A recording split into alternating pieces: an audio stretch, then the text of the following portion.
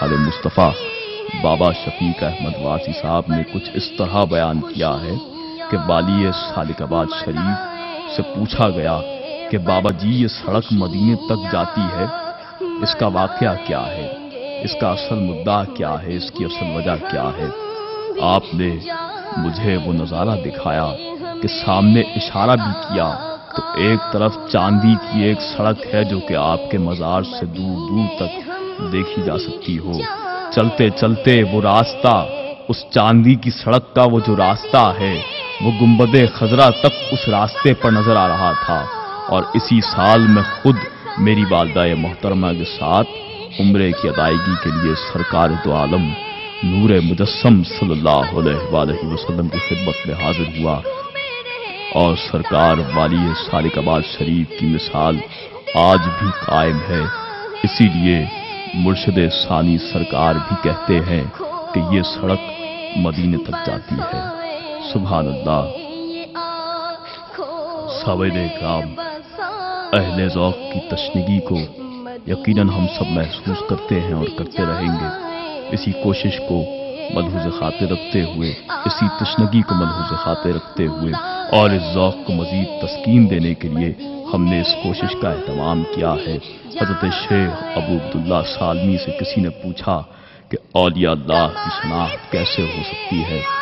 ارشاد فرمایا کہ میٹھی زبان، خوش خلقی، خندہ پیشانی، مسکراتا ہوا چہرہ، خواہ کسی سے نہ الجھنا، عفو درگزر کا شیوا، لوگوں سے ہمدردی، یہ اعلیٰ اوصاف جن میں پائے جائیں وہ اولیاء اللہ ہے۔ اور ان سے محبت گویا خدا سے محبت ہے، قرب خداوندی کا ذریعہ ہے، قرب خداوندی کا وسیلہ ہے، انہی کی صحبت ہے، انہی کی جستجو کرو تو خدا ملتا ہے۔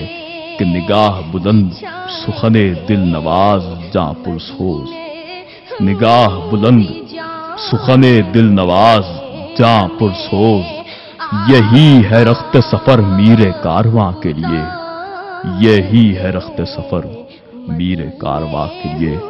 اولیاء اللہ کی پہچان بہت مشکل ہے، سب میں ایک علامت کا تلاش کرنا غلطی ہے۔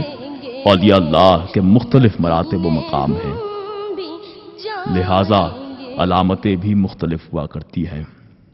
عوام الناس کی آسانی اور سہولت کے لیے تمام نشانی یہ ہے کہ ولی وہ ہے جس کی صحبت میں بیٹھ کر، جملہ بڑا سنبھال کر رکھیے کہ ولی وہ ہے کہ جس کی صحبت میں بیٹھ کر اور اسے دیکھ کر اللہ یاد آ جائے۔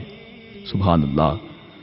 فقراء کا مقام کیا ہے، وہ کس مقام کے حامل ہوا کرتے ہیں، اللہ رب العزت نے انہیں کیا بلندیاں عطا فرمائی ہیں۔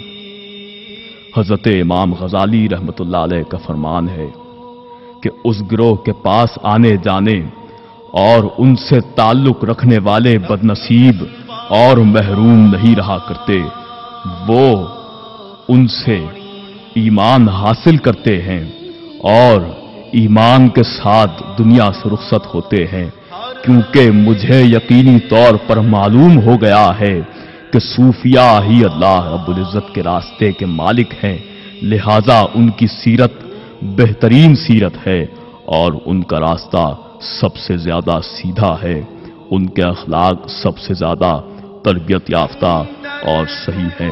فقراء کی ساری جدوجہد کا مقصود و منشا یہی ہوتا ہے کہ لوگوں کا مرنا اور جینا خدا کے لیے ہو۔ حضرت جنید بغدادی رحمت اللہ علیہ فرماتے ہیں کہ ایک رات میں سویا، خواب میں دیکھا، خواب میں ابلیس کو دیکھا اور اس سے دریافت کیا کہ کیا تجھے فقراء پر بھی کچھ قدرت حاصل ہے؟ اس نے کہا کہ نہیں۔